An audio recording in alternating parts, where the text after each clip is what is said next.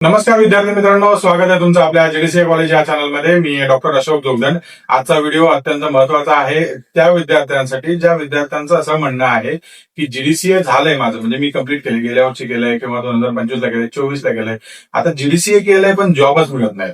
पण जवळजवळ तुम्ही जर समजा असा रेशो जर काढला तर 90% असे विद्यार्थी आहेत ते म्हणतात की सर बऱ्यापैकी चांगला आम्हाला रिस्पॉन्स मिळतो. पण काही विद्यार्थी असे आहेत की ते म्हणतात की सर नाही मिळत आहे, म्हणजे जॉबच अवेलेबल नाही.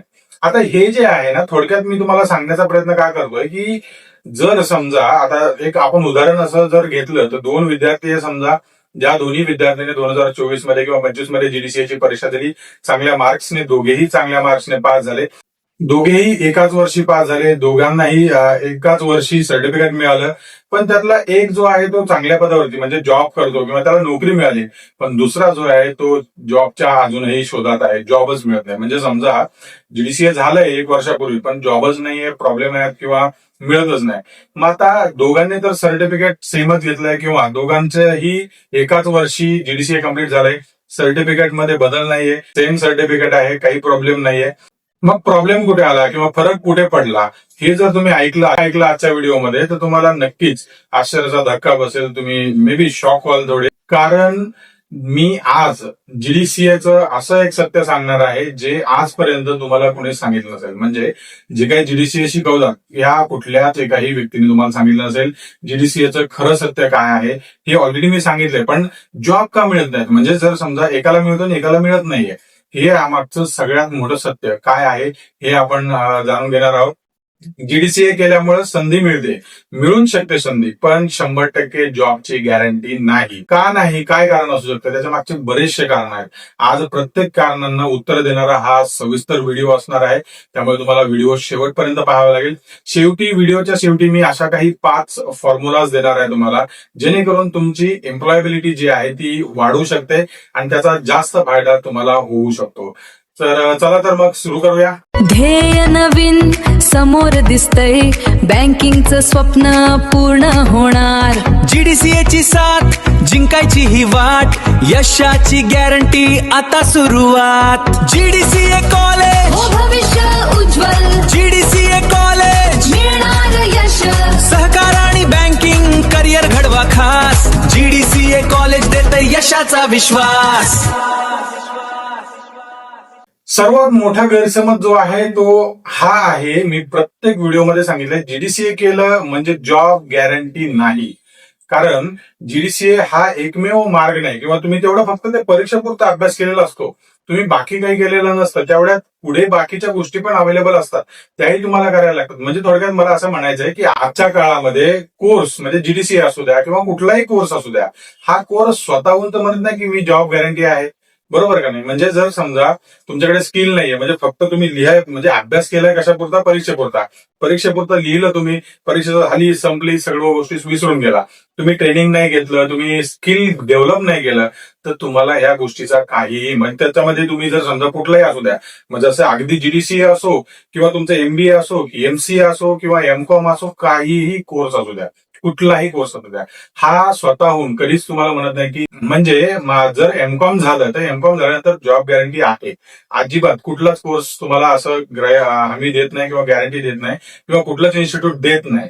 तर हे जे आहेत ना, हे सर्व गोष्टी तुमच्याकडे स्किल असणं गरजेचं आहे, तुम्ही स्किल डेव्हलप करणं गरजेचं आहे. आता त्यामुळे ती स्किल इंडिया जे आहे यामध्ये बरेचसे लोक जे आहेत ते काम करतात किंवा ते शिकून पुढे येतात, त्यांना बराचसा चान्स आहे पुढे येण्यासाठी.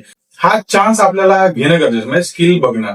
आता जर समजा उदाहरणार्थ जर एखादा इंटरव्ह्यूअर आहे किंवा एखादी कंपनी आहे तुम्हाला हायर करायचं म्हणते, पण तुम्ही तो इंटरव्ह्यू काय बघणार, तुमचा जीडीसीए कोर्स नाही बघणार किंवा तुमचं बीसीए नाही बघणार, एमसीए नाही बघणार, एमबीए बघणार नाही. तो काय बघेल, तुमच्याकडे नॉलेज आहे का, त्यानंतर तुमच्याकडे कम्युनिकेशन आहे का, त्यानंतर तुमचं स्किल आहे का, त्यानंतर प्रॅक्टिकल अंडरस्टँडिंग आहे का, त्यानंतर ऍटिट्यूड तुमचा टुवर्ड्स जॉब किंवा टुवर्ड्स कंपनी काय ऍटिट्यूड आहे, आणि एक्सपिरियन्स सर्वात महत्वाचा भाग. साधारणपणे ह्या 5 ते 6 गोष्टी ज्या आहेत त्या अत्यंत महत्वाच्या आहेत.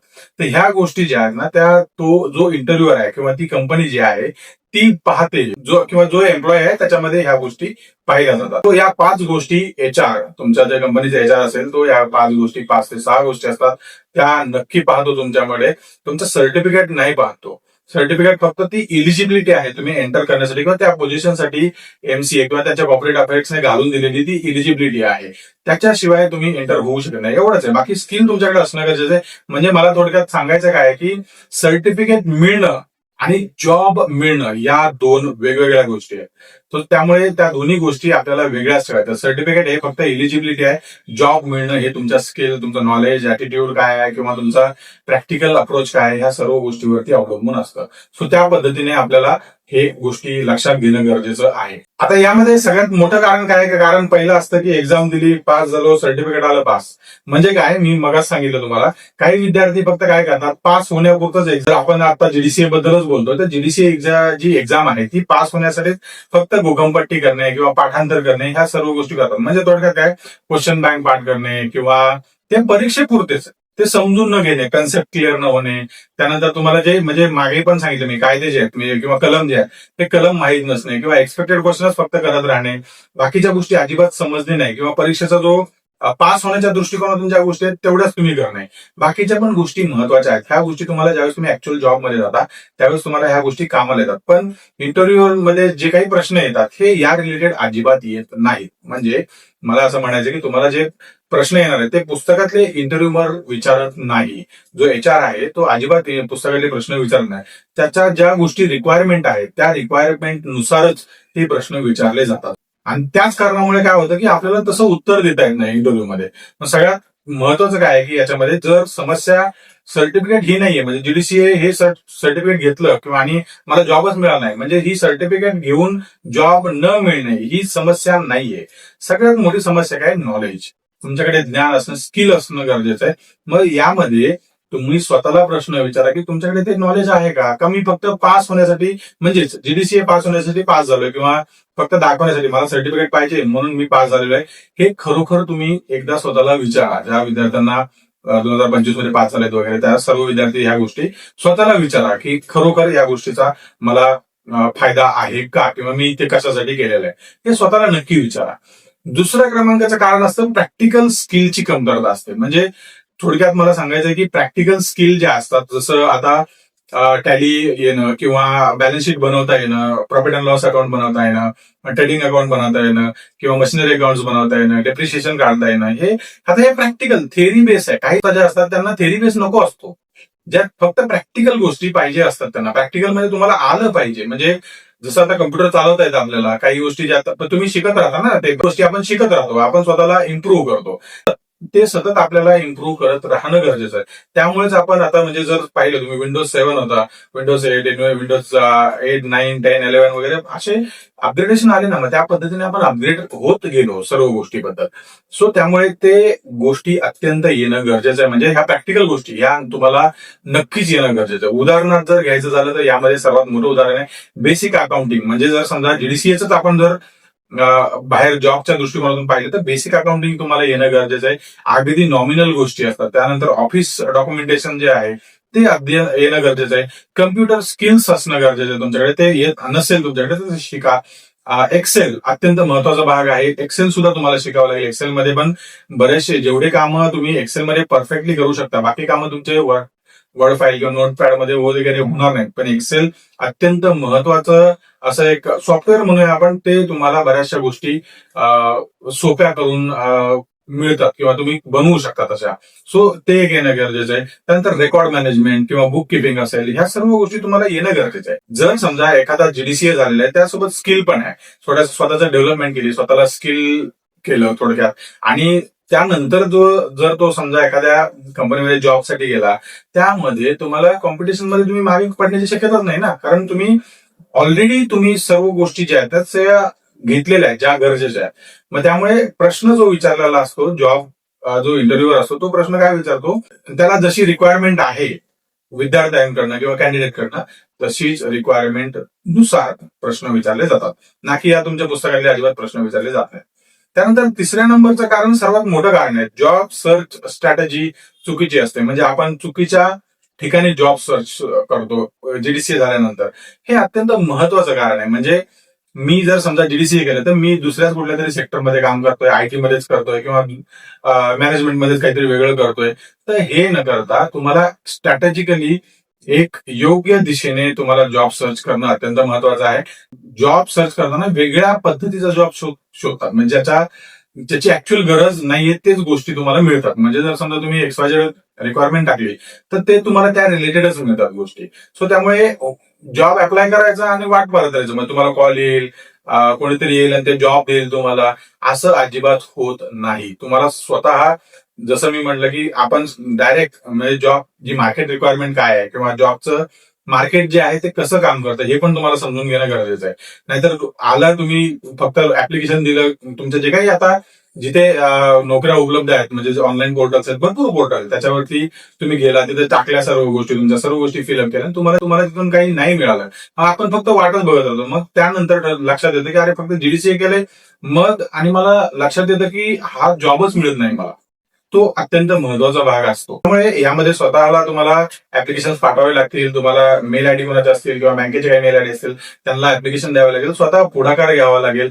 ते ऍप्लिकेशन त्यांना मिळाल्यानंतर ते तुम्हाला वर्क करतील त्याच्यावरती. जसं नेटवर्किंग काम करतं तसं तुमचं नेटवर्क सुद्धा करावं लागेल, तुम्हाला कनेक्ट करावं लागेल. इकडे रिझ्युमे पाठव, तिकडे पाठव, किंवा ते बघ. ऍक्च्युली बरेचसे जे आजकाल ईमेलवरती बऱ्याचशा गोष्टी होतात, किंवा कंपनीचा मोबाईल नंबर असेल त्याच्यावरती पाठवा. नवीन अपडेट काय आहेत मार्केटमध्ये ते शोधा. प्रत्येक अपडेट येत राहतात ऍक्च्युली, तर ते आपण बघत नाही, आपण मिस करतो सर्व अपडेट. फक्त आपण नंतर जागे होतो सर्व गोष्टी झाल्यानंतर. जसं आता जे 1 तारीख म्हणजे 31 मे ही तारीख लास्ट डेट होती पॅनलवरती रजिस्ट्रेशन करण्यासाठी. त्यानंतर 5-6 तारखेपर्यंत आम्हाला कंटिन्युअस कॉल आले की सर एक्सटेंड झालंय का, हे झालंय का, ते झालंय, पण ते नाही झालं ऍक्च्युली शेवटी, कारण त्याला तेवढा टाइम दिला होता. मग वेळ गेल्यानंतर आपण जागे होतो, त्याच्या अगोदरच आपण जागे होणं गरजेचं आहे. जिथे योग्य संधी आहे किंवा योग्य वेळ जी असते संधी शोधण्याची, त्या वेळेत आपण तिकडे गेलं पाहिजे, ती संधी शोधली पाहिजे. आणि तुम्हाला एक सांगू का, संधी आपल्या जवळच असते, पण आपण काय करतो, लांब शोधत बसतो गोष्टी. आपण पहिल्या जवळच्या गोष्टी ज्या आहेत त्या बघायला पाहिजे. आपण जवळ नाही मिळालं तर मग बाकी गोष्टी आहेतच आपल्याकडे, तिकडे आपण जाऊ शकतो. त्याप्रमाणे तुम्हाला माहिती घेणं, किंवा जर समजा माहितीच नसेल तुम्हाला काही गोष्टी, तर त्या माहिती नसल्यामुळे तुम्ही आसपास जे काही जॉब असतात ते हातातून जातात तुमच्या. सो त्यामुळे तुम्ही अपडेट राहणं गरजेचं आहे. आता मी तुम्हाला चौथं कारण, अत्यंत महत्वाचं कारण सांगणार आहे. कारण हे कारण ऐकल्यानंतर तुम्ही असं म्हणाल की सर माझ्याकडून सुद्धा ही चूक होते, तुम्ही स्वतःच म्हणाल. कारण हे जे कारण आहे हे अत्यंत बेसिक कारण आहे, म्हणजे ते आहे कम्युनिकेशन स्किल. सर्वात बेसिक कारण आहे, म्हणजे आपण टू द पॉइंट उत्तरं देणं, किंवा जेवढं विचारलंय त्या पद्धतीनेच उत्तरं देणं असं अपेक्षित असतं. तुम्ही कसे बसला आहात इंटरव्ह्यू मध्ये, कशा प्रकारे उत्तरं देताय, तुमचा कॉन्फिडन्स लेवल काय आहे, या सर्व गोष्टी मॅटर करतात. म्हणजे इंटरव्ह्यू मध्ये फक्त तुमचा ज्ञान पुरेसं नाही आहे, तुम्ही प्रेझेंट कसं केलंय, किंवा एखादा प्रश्न विचारला त्या प्रश्नाला कशा प्रकारे उत्तर दिलेलं आहे, किंवा जे मांडता येतंय का तुम्हाला. जर समजा एखादा प्रश्न विचारलाय, त्या प्रश्नाला थोडासा वेळ घ्या, समजून घ्या प्रश्न, आणि त्या पद्धतीने त्यांना उत्तर द्या. अनेक विद्यार्थी काय करतात, ज्यांना म्हणजे विषय तर माहित असतो, त्यांना सर्व गोष्टी माहित असतात, पण काय होतं की मांडणी चुकते. ऍक्च्युली मांडणी चुकली की मग बाय डिफॉल्ट तुमचा आत्मविश्वास, कॉन्फिडन्स जो आहे तो तुमचा कमी होतो, आणि त्या पद्धतीने तुम्ही बोलू शकत नाही. पुढचा व्यक्ती सुद्धा HR असतो, तोही माणूसच आहे, आपण त्या पद्धतीने आपण पाहिलं पाहिजे त्यांच्याकडे. मग तो कॉन्फिडन्स जो आहे तो आपल्याला गेन करावा लागेल, तो कॉन्फिडन्स तुम्हाला मिळवावा लागेल, आणि कॉन्फिडंट राहूनच आत्मविश्वासानेच काम करणं गरजेचं असतं, तसा इंटरव्ह्यू देणं गरजेचं असतं. साधारणपणे म्हणजे थोडक्यात तुम्हाला सांगायचं काय की जी मराठी भाषिक विद्यार्थी आहेत, आता यामध्ये मराठी आणि इंग्रजी हा भाग नाहीये खरं तर. मराठी भाषिक जे विद्यार्थी आहेत त्यांचा कॉन्फिडन्स जो आहे तो कमी असतो. ह्या गोष्टी ज्या आहेत ना त्या बरेचसे लोक म्हणतात, पण मला असं वाटत नाही की मराठी भाषिक लोकांमध्ये किंवा ज्यांना फक्त मराठीच येतं अशा लोकांमध्ये कॉन्फिडन्स कमी असतो. अजिबात नाही, कमी कॉन्फिडन्सची नसते. कमी असते की आपण त्या गोष्टीसाठी तयार नसतो, किंवा तुम्हाला माहितीच नसतं की हाच प्रश्न येईल, तर वेगळा प्रश्न येऊ शकतो, तो प्रश्नाला तुम्ही तयार नसता, त्यावेळेस आपण गोंधळून जातो. मग एखादा ट्विस्ट प्रश्न विचारला जातो HR कडनं, त्यावेळेस पण आपण गोंधळून जातो. मग त्यामुळे तुमच्या सिलेक्शनवरती बाय डिफॉल्ट परिणाम होतो. मग त्यामुळे ते ज्यावेळेस तुम्ही फॉलोअप घेता HR कडनं की कशामुळे झालेलं आहे, तर तिथे ते शेअर सांगतात की तुमचं कम्युनिकेशन स्किल जे आहे ते नाहीये, किंवा इंग्रजीमध्येच हसायला हवं, अशा पण बऱ्याच गोष्टी असतात. मग त्यामुळे बेसिक इंग्रजी नक्की शिका. इंग्रजी शिकण्यासाठी बरेचसे काही पर्याय उपलब्ध आहेत, नक्की उपयोग करा त्या गोष्टीचा. आणि या गोष्टी ऍटलिस्ट प्रयत्न करा की स्पष्टपणे तुम्हाला संवाद करता येईल, एकामेकाशी संवाद करा. आणि कारण इंग्रजी हे ज्ञान नाहीये तुम्हाला अजूनही, म्हणजे हे बऱ्याचशा लोकांनी सांगितलंय, पण तरी सांगतो, इंग्रजी हे ज्ञान नाहीये. इंग्रजी हे एक कम्युनिकेशनचं माध्यम आहे, ही एक भाषा आहे.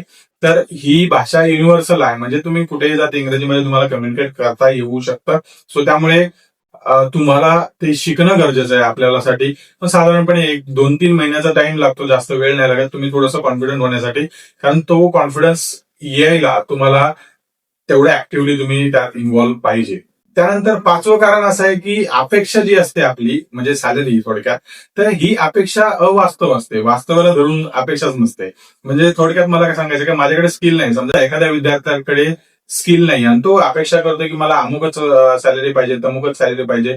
म्हणजे थोडक्यात काय असतं की जीडीसीएचे जे काही विद्यार्थी आहेत त्यांना म्हणजे ज्यांनी जीडीसीए कम्प्लीट केलंय त्यांची एक मोठी अपेक्षा असते की सिलेक्शन मध्ये किंवा पोझिशन मध्ये अशी अपेक्षा असते, जर मोठी पोझिशन मिळाली किंवा जीडीसीए झाल्यानंतर ही पोझिशन मिळेल, ती पोझिशन मिळेल, त्याची आपण अपेक्षा करत राहतो. ह्या अपेक्षा जे आहेत ती आपल्याला कंपनीच्या रिक्वायरमेंट नुसारच आपण तिथे जाऊ शकतो. ऍक्च्युली म्हणजे जर कंपनीच्या टेलर रिक्वायरमेंट असेल किंवा कॅशियर असेल, क्लर्क असेल, तर त्या पद्धतीनेच आपल्याला तिथे बोलवलं जातं. सो त्यामुळे अत्यंत महत्वाची गोष्ट असते ही, त्या अपेक्षा ज्या आहेत त्या अत्यंत महत्वाच्या आहेत. ज्यामध्ये करिअरचा प्रवास असतो तुमच्या, त्यानंतर तुम्ही सुरुवात कधी किंवा कशी केली आहे किंवा कुठल्या छोट्या छोट्या गोष्टीमधून केल्या, किंवा छोट्या गोष्टीमधूनच म्हणजे छोट्या छोट्या संधीमधूनच आपण मोठे होत असतो. सो त्यामुळे छोट्या छोट्या गोष्टीतून नक्की सुरुवात करणं गरजेचं असतं आपल्याला. सो त्यामुळे एक्सपिरियन्स छोट्या छोट्या गोष्टीतून आपण घेत राहतो.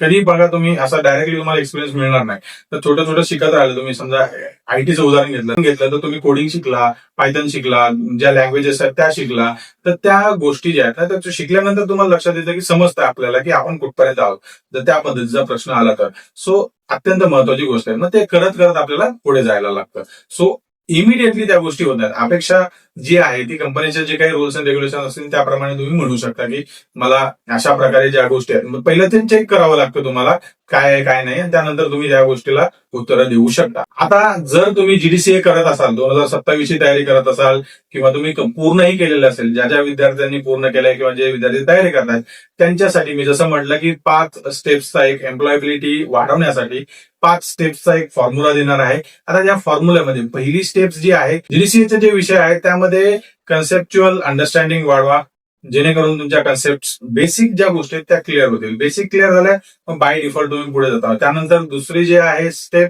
कम्प्युटर आणि ऑफिस, MS ऑफिस इथे स्किल वाढवा. यामध्ये तुम्ही थोडक्यात वाढवा म्हणण्यापेक्षा शिका, जर एखाद्याला येत नसेल ते शिका. त्यानंतर तिसरी स्टेप आहे कम्युनिकेशन. कम्युनिकेशन वरती तुम्हाला काम करावं लागेल. ज्यांचं कम्युनिकेशन कमी आहे किंवा कमी म्हणण्यापेक्षा वीक आहे, तर त्या लोकांनी नक्की काम करा त्याच्यावरती. जे फ्रेश आहेत त्यांना सुद्धा तर खूप जास्त काम करावं लागेल. 3-1 महिन्याचा वेळ द्या स्वतःसाठी. कन्सिस्टन्सी ठेवा त्या प्रत्येक गोष्टीमध्ये, त्यानंतरच तुम्ही पुढे जाऊ शकता. चौथी स्टेप आहे प्रोफेशनल एक रेझ्युमे तयार करा. जो रेझ्युमे तुम्हाला एक प्रोफेशनल ओळख देऊ शकतो अशा प्रकारचं चांगल्या पद्धतीने डिझाईन वापरा. गुगलचा वापर करा किंवा आर्टिफिशियल इंटेलिजन्स एआयच्या काही टूल्स वापरून, ChatGPT असेल किंवा कुठलेही काही वापरून तुम्ही बनवू शकता. किंवा तुम्हाला जर स्वतःला चांगले डिझाईन येत असेल तर त्या पद्धतीने तुम्ही बनवू शकता किंवा कोणाकडूनही बनवून घेऊ शकता. एकदम सिंपल रिझ्युमे नाही बनवायचा कधीच. चांगल्या पद्धतीने अट्रॅक्टिव्ह रिझ्युमे दिसला पाहिजे तुम्ही, कारण तुमच्या रिझ्युमे मधूनच बऱ्याचशा गोष्टी तुम्ही बोलता. सो त्यामुळे तुमचा रिझ्युमे चांगला असणं गरजेचं असतं. सो आपण बऱ्याचशा वेळेस म्हणतो बघा, first impression is last impression. त्या पद्धतीने आपल्याला तुमचं इम्प्रेशन बनवायचंय, तुम्ही स्वतः बनवणं गरजेचं आहे. 5वी स्टेप आहे संधी शोधण्याची सवय लावणे. म्हणजे थोडक्यात काय की संधी शोधण्याची सवय म्हणजे काय की तुम्ही कंटिन्युअसली सर्चिंग मध्ये असलं पाहिजे. जर समजा तुम्ही स्टेबल आहे एका ठिकाणी, तर जॉब करत असाल तर मग तो स्टेबल असेल तर ठीक आहे, पण जर नसेल, तुम्हाला जॉबच मिळत नसेल तर त्या गोष्टी तुम्ही सर्चिंग मध्ये असलं पाहिजे. या जर 5 गोष्टी तुम्ही फॉलो केल्या तर नक्कीच तुम्हाला पुढील काही दिवसामध्येच तुम्हाला जॉब मिळेल. पण हे सर्व गोष्टी इम्पॉर्टंट आहे, तुम्ही त्या गोष्टी फॉलो करणं गरजेचं आहे. तर विद्यार्थी मित्रांनो, जीडीसीए कोर्स हा जो आहे हा कोर्स वाईट नाही किंवा तो केल्यानंतर तुम्हाला जॉब मिळत नाही असं नाहीये. कारण काय की जीडीसीए हा जो कोर्स आहे हा काही जादूची कांडी पण नाही ना की इमिडिएटली फिरवली आणि तुम्हाला लगेच सर्व गोष्टी मिळाल्या. जॉब्स मिळत नाही याचा अर्थ तुमच्याकडे काहीतरी कमी आहे, किंवा जॉब मिळत नाही याचा अर्थ हा होत नाही की तो कोर्स जो आहे तो त्याचा काहीच उपयोग नाही, असं होत नाही. कारण तुमच्याकडे काहीतरी कमी असेल. कधी कधी काय असतं की जॉब न मिळण्याचं जे कारण असतं ना ते एकदम बेसिक असतं. म्हणजे तुमच्याकडे जसं कम्युनिकेशन नसेल, काही गोष्टी असतात किंवा त्याच्याकडे तशी रिक्वायरमेंट पण नसते. सो अजून काही गोष्टी तुम्ही विकसित करू शकता का, अजून तुमच्यामध्ये स्वतःमध्ये डेव्हलपमेंट करू शकता का, या गोष्टी नक्की लक्षात ठेवण्यासारख्या आहेत. या गोष्टी नक्की लक्षात ठेवणं गरजेचं असतं. आपल्याला त्या पद्धतीने आपल्याला प्लॅन करायचा असतो. सर्टिफिकेट तुम्हाला इंटरव्ह्यू पर्यंत पोहोचू शकतं, पण इंटरव्ह्यू जो आहे तो तुम्हाला स्वतःला क्लिअर करायचा. जर स्किल बेस असेल तर त्यामुळे तुम्हाला सुरुवातीला स्किल तयार करायला लागतील, तुमचे स्किल इम्प्रूव्ह करायला लागतील जर असतील काही, तर त्यानंतर तुम्हाला सिलेक्शन पर्यंत जाण्याचा एक मोकळा मार्ग होऊ शकतो जर तुमच्याकडे स्किल नॉलेज वगैरे असेल तर. शेवटी तुमच्यासाठी एक प्रश्न आहे, जर तुम्ही विद्यार्थी आहात किंवा तुम्ही शिकत आहात, जीडीसीए कोर्स करत आहात, तर ते कोर्स का करताय तुम्ही, त्याचं कारण तुम्ही नक्की सांगा. ज्यामध्ये 3 पर्याय आहेत. एक तर जॉबसाठी करताय, पोझिशन हाईकसाठी करताय किंवा करिअर ग्रोथसाठी करताय. या 3 पैकी कोणतं कारण आहे तुम्ही नक्की कमेंटमध्ये सांगा. आणि आय होप तुम्हाला ही माहिती आवडली असेल. जर हा व्हिडिओ तुमच्यासाठी उपयुक्त वाटत असेल तर कृपया लाईक करा, शेअर करा. आपल्या जे काही विद्यार्थी आहेत जे म्हणतात की जीडीसीए करून काही फायदा नाही झाला माझा, अशा विद्यार्थ्यांपर्यंत नक्की शेअर करा. त्यांचा कम्युनिकेशनचा प्रॉब्लेम असू शकतो, त्यांना याचा नक्की फायदा होऊ शकतो. कुठे प्रश्न आले, काही अडचण असेल तर नक्की कॉल करून विचारा, मेसेज करा, व्हॉट्सअपला मेसेज करा किंवा कॉल करा. काही अडचण नाही, तुम्हाला प्रत्येक प्रश्नाची उत्तरं दिली जाईल. आणि जीडीसीए कॉलेजच्या अन्य कोर्सेस बद्दल अधिक माहिती जाणून घेण्यासाठी कृपया कॉल करा. ज्यामध्ये ओपन स्कूलिंग कोर्सेस आहेत, 10वी 12वी, डिस्टन्स मध्ये काही कोर्सेस आहेत, ऑनलाईन काही कोर्सेस आहेत, ज्यामध्ये एमबीए, बीसीए, एमसीए वगैरे बरेचसे कोर्सेस आहेत. ज्यांना करायचे त्यांनी नक्की कॉल करून विचारू शकता. एमबीए आहे पुणे विद्यापीठाचं 5 स्पेशलायझेशन मध्ये, त्या ज्यांना करायचे त्यांनी नक्की त्याबद्दल माहिती घेऊ शकता. आणि अशाच माहितीपूर्ण व्हिडिओसाठी आपल्या जीडीसीए कॉलेज या चॅनलला नक्की सबस्क्राईब करा. भेटूया पुढील व्हिडिओमध्ये अधिक माहितीसह नवीन विषयाबद्दल. तोपर्यंत नमस्कार.